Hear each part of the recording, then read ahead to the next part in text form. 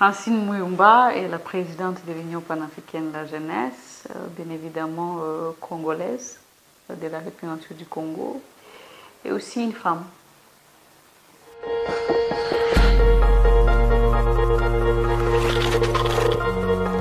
J'ai commencé l'activisme au niveau de l'université, tout d'abord à la tête du gouvernement des étudiants de l'université de Namibie. La lutte pour le droit de la jeunesse et surtout les droits des étudiants était une chose qui était toujours dans moi. C'est vraiment une grâce, si je peux le dire, et aussi quelque chose que je voulais toujours faire et que je suis en train de faire aujourd'hui. Donc, ça n'a pas commencé aujourd'hui parce que je suis à la tête de l'Union panafricaine de la jeunesse. C'est tout un parcours. Depuis à l'université, je suis toujours au service de la jeunesse, pas seulement en Afrique, mais dans le monde.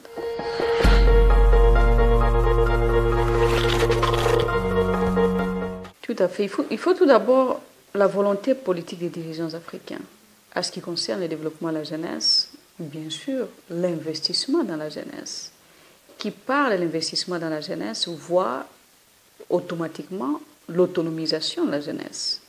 Et qui dit l'autonomisation de la jeunesse, les jeunes se retrouvent sur le plan participation dans les instances de prise de décision, sur le plan de la participation économique et aussi sur le plan de tout ce qu'ils peuvent faire pour contribuer au développement de leurs États. Maintenant, en parlant de la participation politique, il est important de faciliter la participation des jeunes dans les instances de prise de décision. Il y a des États qui ont un problème sérieux à ce qui concerne l'âge qu'ils exigent pour que le jeune puisse entrer au Parlement, que le jeune puisse entrer au Sénat, que le jeune puisse devenir ministre. Donc, ces États-là ont des difficultés énormes parce que le jeune ne se retrouve pas à ce qui concerne leur participation. Qui dit la participation également économique, c'est l'accès au financement des jeunes. Des projets des jeunes dans tous les États africains. Nous ne pouvons pas parler de stratégies pouvant nous aider à réduire le taux de chômage des jeunes sur le continent si nous n'arrivons pas à promouvoir l'entrepreneuriat qui est vital à la création d'emplois. Donc il faut disponibiliser des moyens pour le projet des jeunes dans les États respectifs de notre continent. Et c'est à travers ça que les jeunes, à leur tour, peuvent être une solution à leurs problèmes, cela veut dire créer des emplois pour d'autres jeunes à travers l'entrepreneuriat. Donc c'est indispensable cette question de la promotion de l'entrepreneuriat pour les États africains. Parce que seuls nos gouvernements, seuls nos États ne peuvent pas être à mesure de résoudre le problème du chômage des jeunes. Donc il faut le secteur privé, il faut les moyens qu'il faut disponibiliser pour que le jeune puisse se prendre en charge sur le plan économique. Et la participation politique aussi, pas seulement ça. Et il faut également rajeunir nos administrations des États différents africains parce que le vieillissement de nos administrations ne permet pas aux jeunes de mettre à la disposition de nos États leur talent, leur dynamisme, leur savoir-faire, parce que il y a ceux qui sont là et qui n'ont jamais vu la porte de sortie à ce qui concerne leur sortie dans les administrations de nos États afin de laisser la place pour la jeunesse. Les cas de notre pays aujourd'hui, nous sommes contents de voir que le gouvernement est en train de rajeunir l'administration de l'État à travers le ministère de la fonction publique que nous accompagnons dans ces projets. Certes, une volonté politique de son Excellence, Monsieur le Président de la République, chef de l'État, Joseph Kabila, qui a voulu à ce que l'administration de notre pays soit rajeunie, que l'administration puisse permettre aux jeunes de participer aux instances de prise de décision dans notre pays.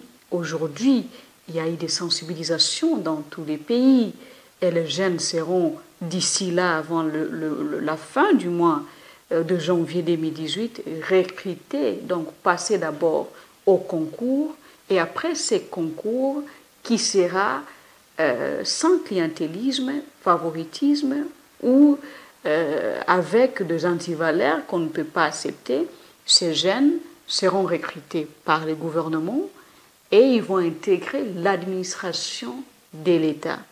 Donc c'est ça un peu ce que les dirigeants africains, les États doivent faire pour assurer l'autonomisation de la jeunesse de nos États respectifs et aussi faire confiance aux jeunes. C'est aussi important parce que nous avons de nos États, bien évidemment, nos dirigeants qui ne font pas confiance aux jeunes. Et nous savons que les jeunes peuvent apporter un plus dans tous les domaines au niveau de nos États. Il y a ces conflits de générations qui ne permettent pas aux jeunes vraiment de participer et de mettre à la disposition de nos États leurs talents, leur savoir-faire et aussi contribuer au développement de nos États respectifs.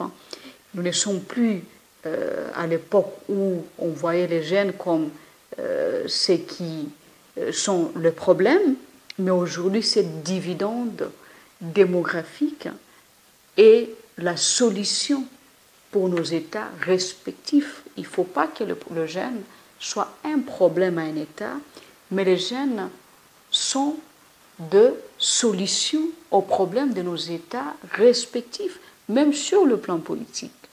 Si on investit comme il faut dans la jeunesse, il n'y aura pas de jeunes qui seront manipulés politiquement pour déstabiliser nos États. Et c'est pour cela qu'il est très important de voir la volonté politique de nos dirigeants d'investir dans la jeunesse. Il n'est plus question de continuer à se plaindre que les jeunes sont manipulés politiquement. Mais comment est-ce que nous encadrons cette jeunesse? Est-ce que nous arrivons à investir comme il le faut dans la jeunesse de nos États respectifs? Je ne vois aucun jeune se laisser faire ou se laisser manipuler par les politiciens de toute tendance si ce jeune-là est encadré et si ce jeune-là participe dans les instances de prise de décision, si ce jeune-là a de l'emploi, si ce jeune-là est considéré, si ce jeune-là est écouté. Je ne vois pas ce jeune-là aller se laisser faire ou être manipulé par quiconque. Donc je pense que nos États ont tout intérêt d'investir dans la jeunesse et d'assurer l'autonomisation de la jeunesse, de reconnaître les droits de la jeunesse, comme notre pays aussi, la RDC venait de le faire. Le Parlement venait d'adopter la loi portant autorisation de la ratification de la Charte africaine de la jeunesse, d'abord à l'Assemblée de deux chambres du Parlement et après promulguée par son Excellence Monsieur le Président de la République à la veille de Noël, le 24 décembre 2017. Nous pensons que ce dernier peut apporter un plus à la jeunesse congolaise, mais nous devons faire sa vulgarisation pour que le jeune puisse comprendre leurs droits et devoirs. À part les droits, il y a aussi les devoirs. Donc cette charte africaine de la jeunesse détient également les stratégies à ce qui concerne le devoir des jeunes et aussi les orientations de ce que nos États doivent faire pour le développement de la jeunesse. Je ne peux dire que oui, parce que nous étions... c'est difficile de le dire moi-même, mais je peux dire aussi que nous étions à la hauteur. Ça n'a pas été du tout facile. Là, nous parlons de deux générations, représenter les jeunes et aller plaider auprès des décideurs. De ce côté, vous avez les jeunes, de l'autre côté, vous avez les décideurs.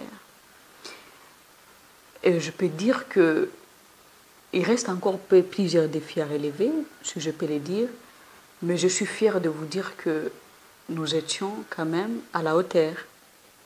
Nous étions à la hauteur, nous avons travaillé sur beaucoup de choses au niveau de l'Union africaine et aussi il y a plusieurs acquis et défis qu'on a eu à relever que je ne saurais pas ici mentionner en détail, mais je peux dire que notre reconduction à la tête de l'Union panafricaine de la jeunesse a traduit également la reconnaissance de l'Afrique dans ce qu'on a eu à faire dans le précédent mandat.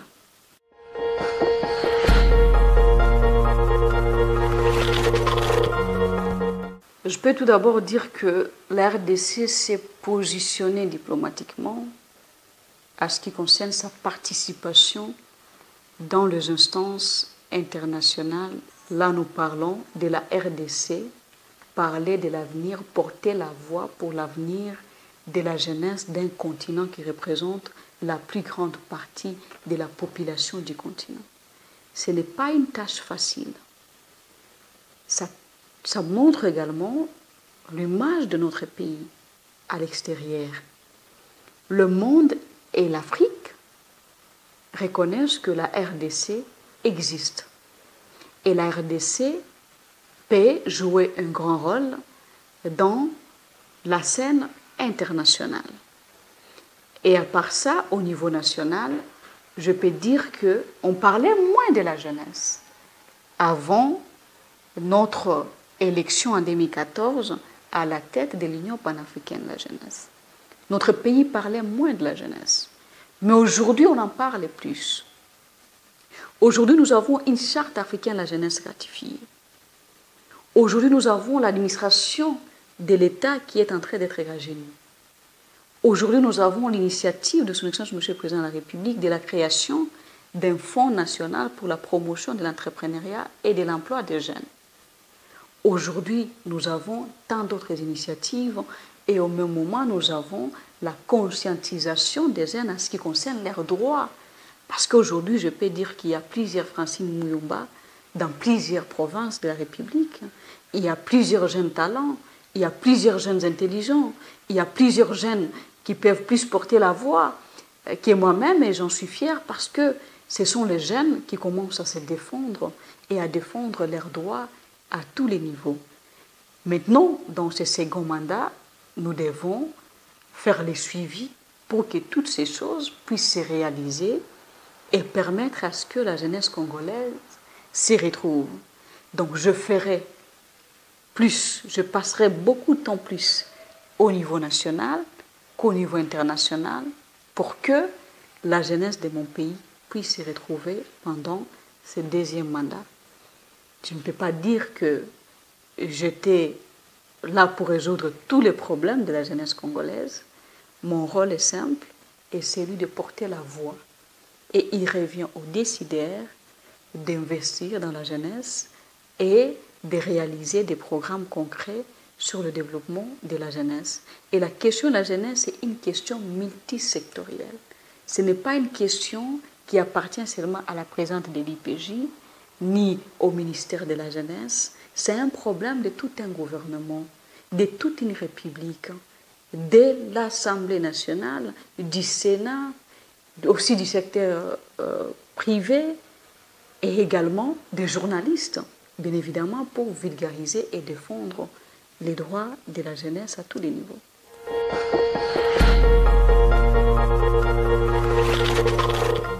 Les difficultés sont partout, même à l'église. Donc, on ne peut pas dire que tout était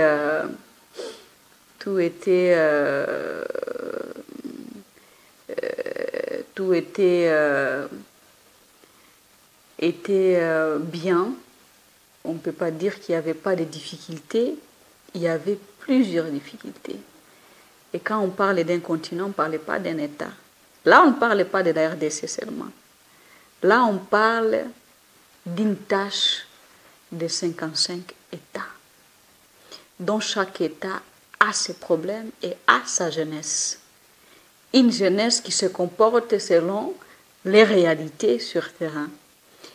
Et porter la voix de tous ces États n'est pas une chose facile. On dort moins et on se réveille tôt, presque chaque jour, pendant 3 ans. Et nous avons travaillé jusqu'à la dernière minute avant d'aller aux élections, au Congrès. Avant d'aller au Congrès, une semaine avant, j'étais à Kananga et à Chikapa. Je suis allée au Congrès 7 jours avant les congrès pour préparer les congrès au niveau des Khartoum. C'est pour vous dire que nous avons travaillé jusqu'à la dernière minute, sans repos, avec beaucoup de sacrifices. Dans les aéroports africains, dans les avions et partout, parce qu'on voulait à tout prix réaliser notre promesse envers la jeunesse africaine. Et je suis tellement fière des acquis du premier mandat. Dans ce mandat, nous avons obtenu un thème de l'Union africaine consacré à la jeunesse du continent. Donc plusieurs décisions en faveur de la jeunesse ont été prises par les autorités et même des actions concrètes qui ont été bien évidemment menées par les autorités du continent en créant le Fonds de la jeunesse et autre chose que vous connaissez mieux. Il y a aussi le sommet Afrique-Europe, tout un sommet des deux continents axé sur la jeunesse du continent. Et après ce sommet, il y a plusieurs leaders au niveau africain, au niveau international, qui ont pris quelques engagements pour investir dans la jeunesse. Le cas du président français, M. Emmanuel Macron, qui a jusque-là parlé des 3 stratégies de son engagement sur le développement de la jeunesse africaine, avec beaucoup de moyens que la France met à la disposition des politiques africaines de la jeunesse. Et enfin, pas seulement qu'on doit compter sur l'international. Nous devons d'abord compter sur nous-mêmes. Et je sais qu'en ce mois de janvier 2018, le sommet des chefs d'État et des gouvernements va tabler sur l'opérationnalisation de ces fonds africains pour le développement de la jeunesse.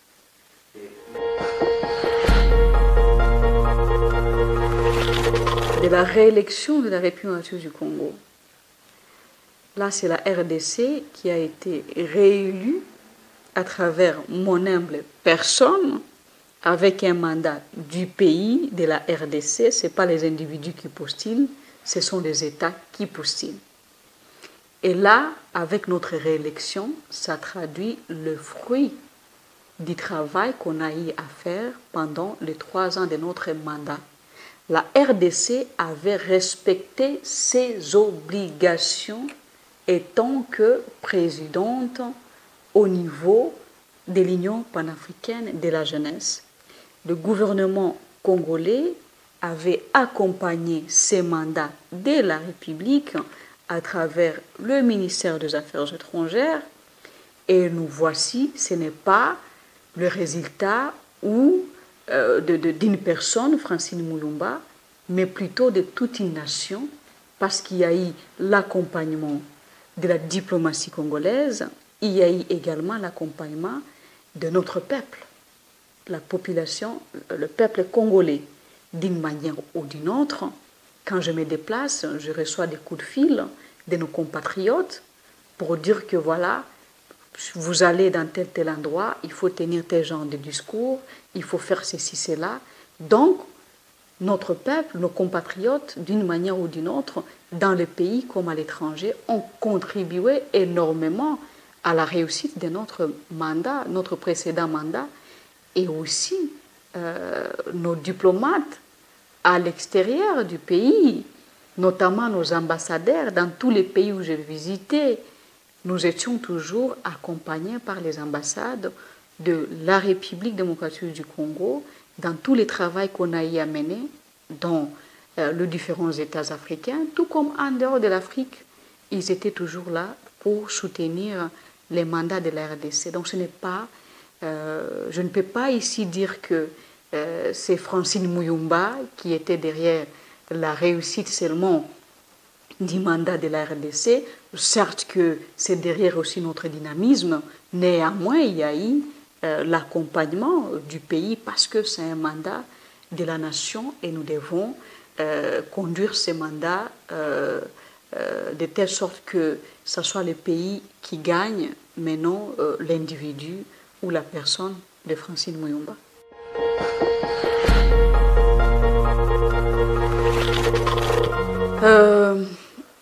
Le plan d'action pendant ces nouveaux mandats, d'abord, c'est de faire les suivis des acquis du premier mandat.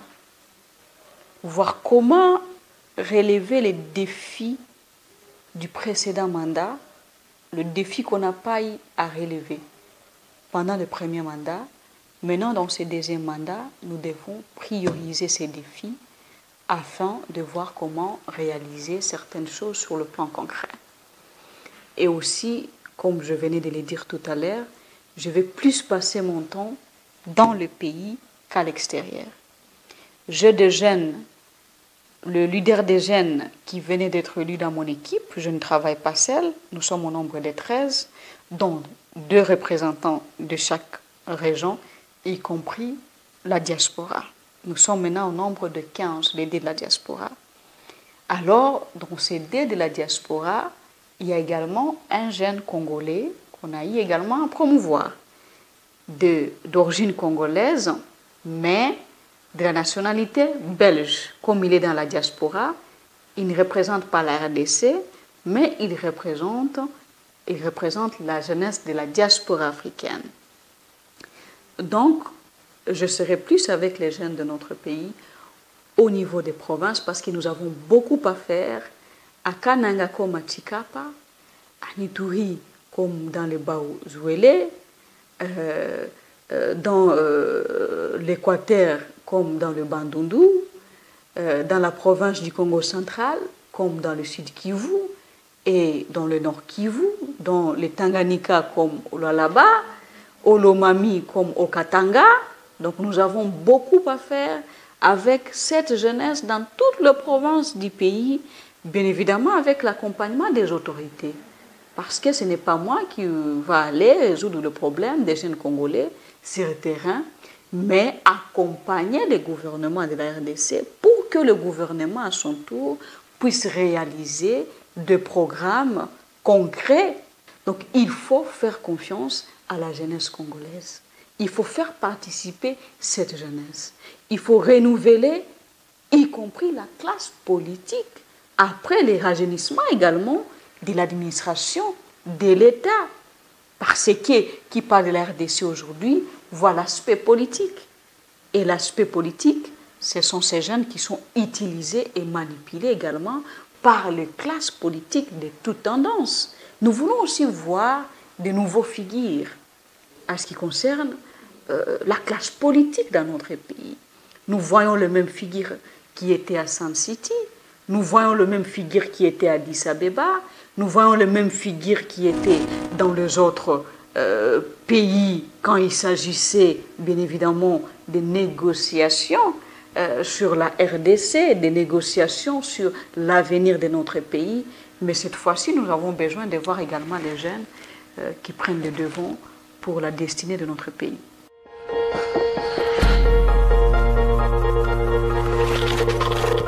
C'est le message d'espoir, le message de paix, le message de la promotion également du panafricanisme. Nous devons aimer les continents, nous devons construire ces continents, nous devons être fiers du continent africain. Notre continent est jeune, les autres continents sont vieux et même leurs populations sont vieilles. Mais notre continent est jeune, sa population est jeune, notre continent a de l'avenir, nous devons l'aimer et nous devons aimer également nos États.